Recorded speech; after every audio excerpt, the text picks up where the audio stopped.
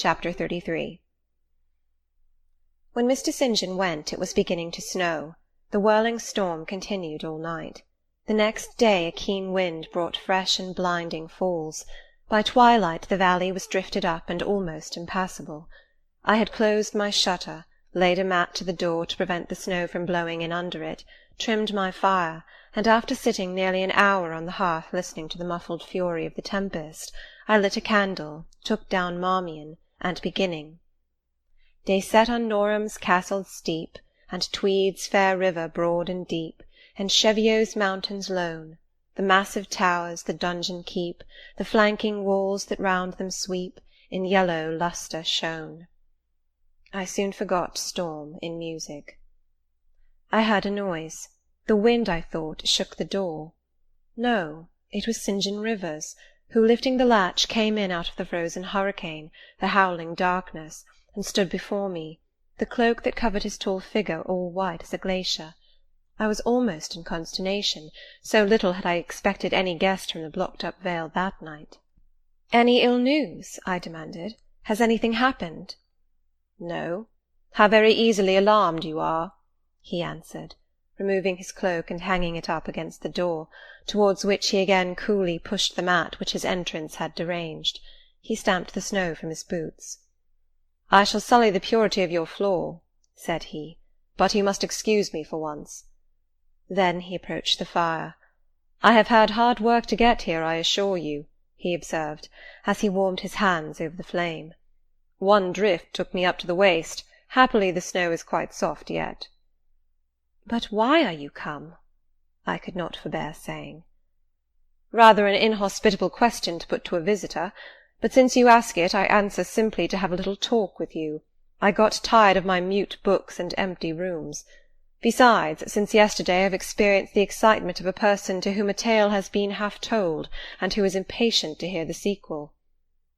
He sat down. I recalled his singular conduct of yesterday, and really I began to fear his wits were touched. If he were insane, however, this was a very cool and collected insanity. I had never seen that handsome-featured face of his look more like chiselled marble than it did just now, as he put aside his snow-wet hair from his forehead, and let the firelight shine free on his pale brow and cheek as pale, where it grieved me to discover the hollow trace of care or sorrow now so plainly graved. I waited, expecting he would say something I could at least comprehend, but his hand was now at his chin, his finger on his lip. He was thinking. It struck me that his hand looked wasted like his face. A perhaps uncalled-for gush of pity came over my heart. I was moved to say, "I wish Diana or Mary would come and live with you. It is too bad that you should be quite alone, and you are recklessly rash about your own health." "Not at all," said he. "I care for myself when necessary. I am well now. What do you see amiss in me?" This was said with a careless, abstracted indifference, which showed that my solicitude was, at least in his opinion, wholly superfluous. I was silenced. He still slowly moved his finger over his upper lip, and still his eye dwelt dreamily on the glowing grate. Thinking it urgent to say something, I asked him presently if he felt any cold draught from the door which was behind him. "No, no," he responded, shortly and somewhat testily.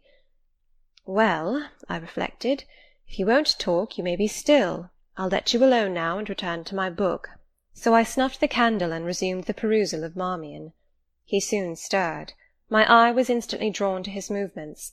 He only took out a morocco pocket-book, thence produced a letter, which he read in silence, folded it, put it back, relapsed into meditation. It was vain to try to read with such an inscrutable fixture before me, nor could I, in impatience, consent to be dumb. He might rebuff me if he liked, but talk I would. "Have you heard from Diana and Mary lately?" "Not since the letter I showed you a week ago." "There has not been any change made about your own arrangements? You will not be summoned to leave England sooner than you expected?" "I fear not, indeed. Such chance is too good to befall me." Baffled so far, I changed my ground. I bethought myself to talk about the school and my scholars. "Mary Garrett's mother is better, and Mary came back to school this morning, and I shall have 4 new girls next week from the Foundry Close. They would have come to-day but for the snow." "Indeed?" "Mr. Oliver pays for 2. Does he? He means to give the whole school a treat at Christmas. I know. Was it your suggestion? No. Whose, then? His daughter's, I think. It is like her. She is so good-natured. Yes. Again came the blank of a pause. The clock struck 8 strokes. It aroused him. He uncrossed his legs, sat erect, and turned to me. "Leave your book a moment and come a little nearer the fire," he said. Wondering, and of my wonder finding no end, I complied. "Half an hour ago," he pursued, "I spoke of my impatience to hear the sequel of a tale.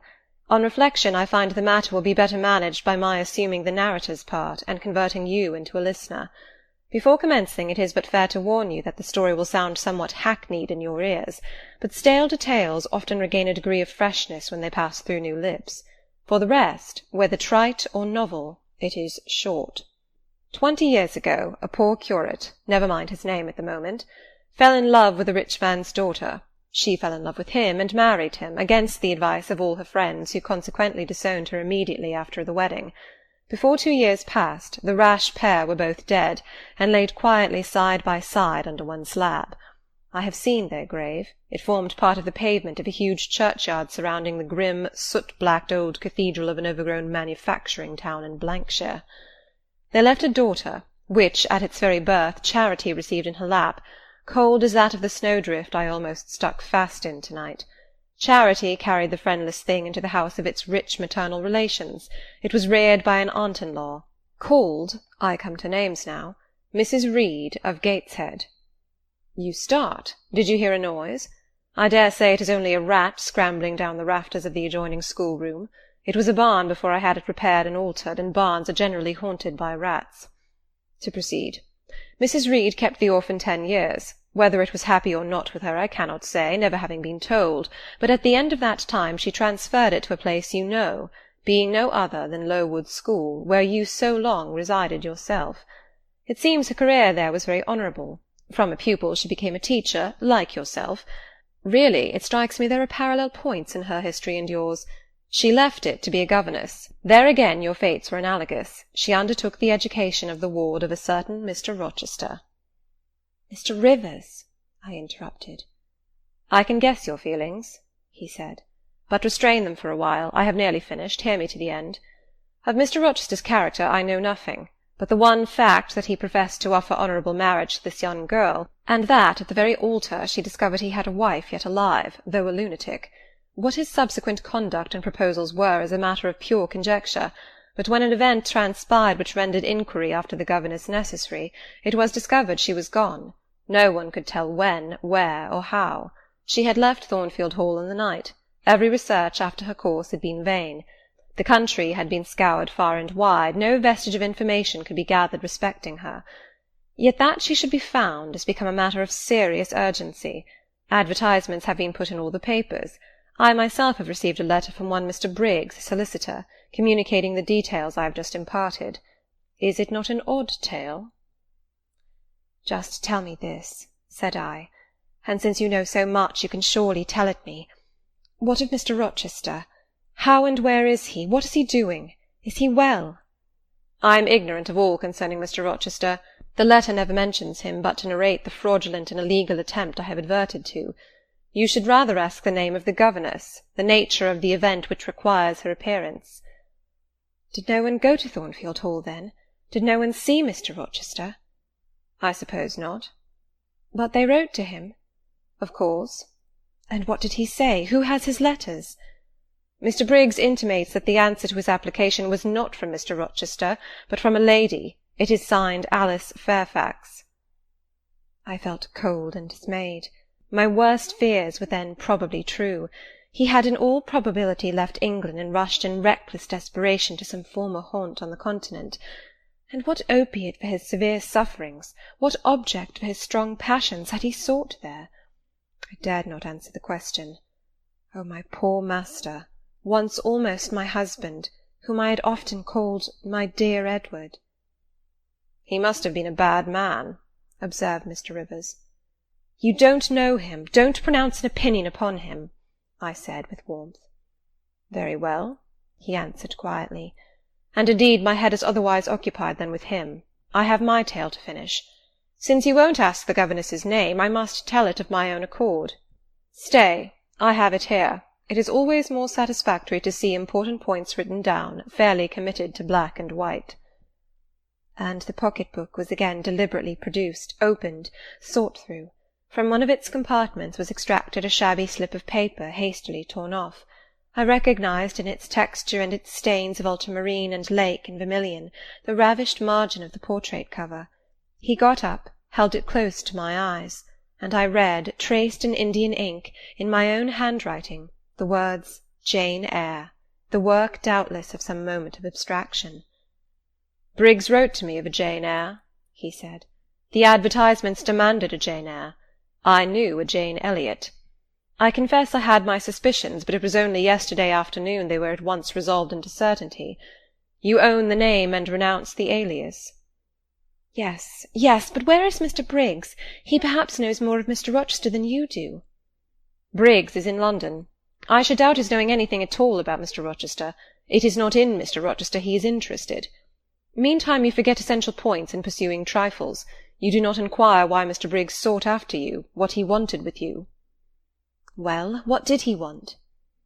"Merely to tell you that your uncle, Mr. Eyre of Madeira, is dead, that he has left you all his property, and that you are now rich. Merely that. Nothing more." "I? Rich?" "Yes, you, rich, quite an heiress." Silence succeeded. "You must prove your identity, of course," resumed St. John presently. "A step which will offer no difficulties. You can then enter on immediate possession. Your fortune is vested in the English funds. Briggs has the will and the necessary documents." Here was a new card turned up. It is a fine thing, reader, to be lifted in a moment from indigence to wealth, a very fine thing, but not a matter one can comprehend, or consequently enjoy all at once. And then there are other chances in life far more thrilling and rapture-giving. This is solid, an affair of the actual world, nothing ideal about it. All its associations are solid and sober, and its manifestations are the same. One does not jump and spring and shout hurrah at hearing one has got a fortune. One begins to consider responsibilities, and to ponder business. On a base of steady satisfaction rise certain grave cares, and we contain ourselves and brood over our bliss with a solemn brow. Besides, the words legacy, bequest, go side by side with the words death, funeral. My uncle, I had heard, was dead, my only relative. Ever since being made aware of his existence, I had cherished the hope of one day seeing him. Now I never should. And then this money came only to me, not to me and a rejoicing family, but to my isolated self. It was a grand boon, doubtless, and independence would be glorious. Yes, I felt that. That thought swelled my heart. "You unbend your forehead at last," said Mr. Rivers. "I thought Medusa had looked at you, and that you were turning into stone. Perhaps now you will ask how much you are worth." "How much am I worth?" "Oh, a trifle. Nothing, of course, to speak of. 20,000 pounds, I think they say. But what is that?" 20,000 pounds! Here was a new stunner. I had been calculating on 4,000 or 5,000. This news actually took my breath for a moment. Mr. St. John, whom I had never heard laugh before, laughed now. "Well," said he, "if you had committed a murder, and I had told you your crime was discovered, you could scarcely look more aghast." "It is a large sum. Don't you think there is a mistake?" "No mistake at all." "Perhaps you have read the figures wrong. It may be 2,000. "It is written in letters, not figures. 20,000. I again felt rather like an individual of but average gastronomical power sitting down to a feast alone at a table spread with provisions for 100. Mr. Rivers rose now and put his cloak on. "If it were not such a very wild night," he said, "I would send Hannah down to keep you company. You look too desperately miserable to be left alone. But Hannah, poor woman, could not stride the drift so well as I. Her legs are not quite so long. So I must e'en leave you to your sorrows. Good night." He was lifting the latch. A sudden thought occurred to me. "Stop 1 minute," I cried. "Well?" "It puzzles me to know why Mr. Briggs wrote to you about me. or how he knew you, or could fancy that you, living in such an out-of-the-way place, had the power to aid in my discovery. "Oh, I'm a clergyman," he said, "and the clergy are often appealed to about odd matters." Again the latch rattled. "No, that does not satisfy me," I exclaimed, and indeed there was something in the hasty and unexplanatory reply which, instead of allaying, piqued my curiosity more than ever. "It is a very strange piece of business," I added. "I must know more about it." "Another time." "No, tonight, tonight!" And as he turned from the door I placed myself between it and him. He looked rather embarrassed. "You certainly shall not go till you have told me all," I said. "I would rather not just now." "You shall, you must." "I would rather Diana or Mary informed you." Of course these objections wrought my eagerness to a climax. Gratified it must be, and that without delay, and I told him so. "But I apprized you that I was a hard man," said he, "difficult to persuade." "And I am a hard woman, impossible to put off." "And then," he pursued, "I am cold, no fervour infects me." "Whereas I am hot, and fire dissolves ice.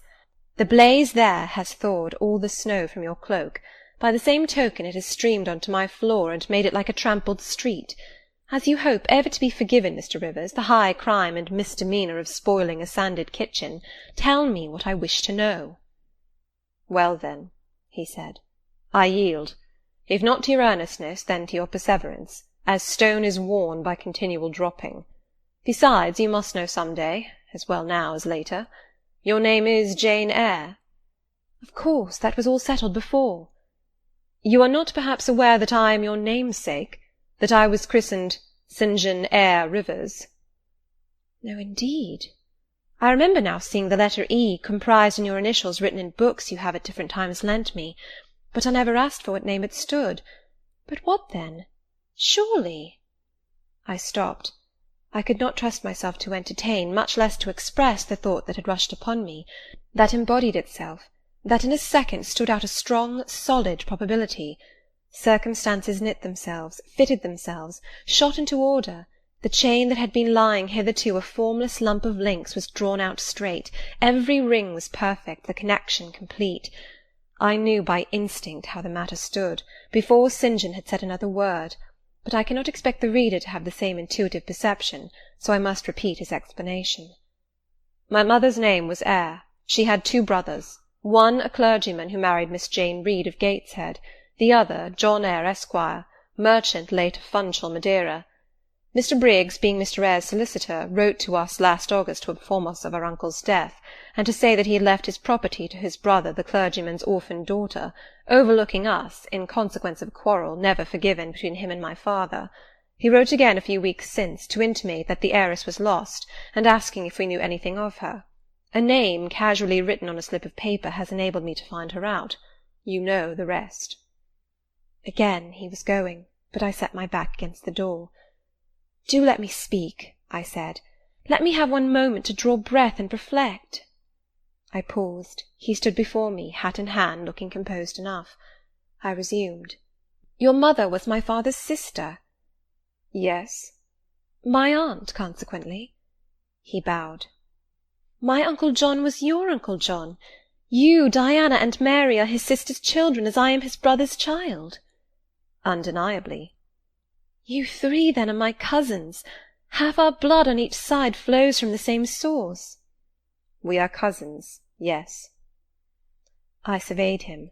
It seemed I had found a brother, one I could be proud of, one I could love, and 2 sisters, whose qualities were such that, when I knew them but as mere strangers, they had inspired me with genuine affection and admiration. The 2 girls, on whom, kneeling down on the wet ground, and looking through the low latticed window of Moor House kitchen, I had gazed with so bitter a mixture of interest and despair, were my near kinswomen, and the young and stately gentleman who had found me almost dying at his threshold was my blood relation. Glorious discovery to a lonely wretch! This was wealth indeed, wealth to the heart, a mine of pure genial affections. This was a blessing, bright, vivid, and exhilarating, not like the ponderous gift of gold, rich and welcome enough in its way, but sobering from its weight. I now clapped my hands in sudden joy, my pulse bounded, my veins thrilled.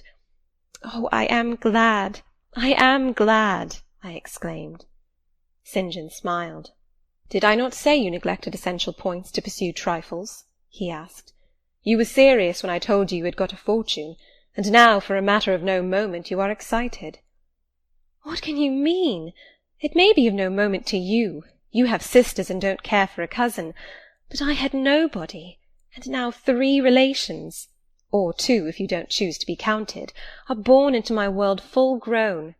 I say again, I am glad." I walked fast through the room. I stopped, half suffocated with the thoughts that rose faster than I could conceive, comprehend, settle them, thoughts of what might, could, would, and should be, and that ere long. I looked at the blank wall. It seemed a sky thick with ascending stars. Every one lit me to a purpose or delight. Those who had saved my life, whom, till this hour, I had loved barrenly, I could now benefit. They were under a yoke, I could free them. They were scattered, I could reunite them. The independence, the affluence which was mine, might be theirs too. Were we not 4? 20,000 pounds shared equally would be 5,000 each. Justice, enough and to spare. Justice would be done, mutual happiness secured. Now the wealth did not weigh on me. Now it was not mere bequest of coin. It was a legacy of life, hope, enjoyment. How I looked while these ideas were taking my spirit by storm I cannot tell, but I perceived soon that Mr. Rivers had placed a chair behind me, and was gently attempting to make me sit down on it. He also advised me to be composed. I scorned the insinuation of helplessness and distraction, shook off his hand, and began to walk about again. "Write to Diana and Mary to-morrow," I said, "and tell them to come home directly. Diana said they would both consider themselves rich with 1,000 pounds, so with 5,000 they will do very well." "Tell me where I can get you a glass of water," said St. John. "You really must make an effort to tranquillize your feelings." "Nonsense! And what sort of an effect will the bequest have on you? Will it keep you in England, induce you to marry Miss Oliver, and settle down like an ordinary mortal?" "You wander. Your head becomes confused.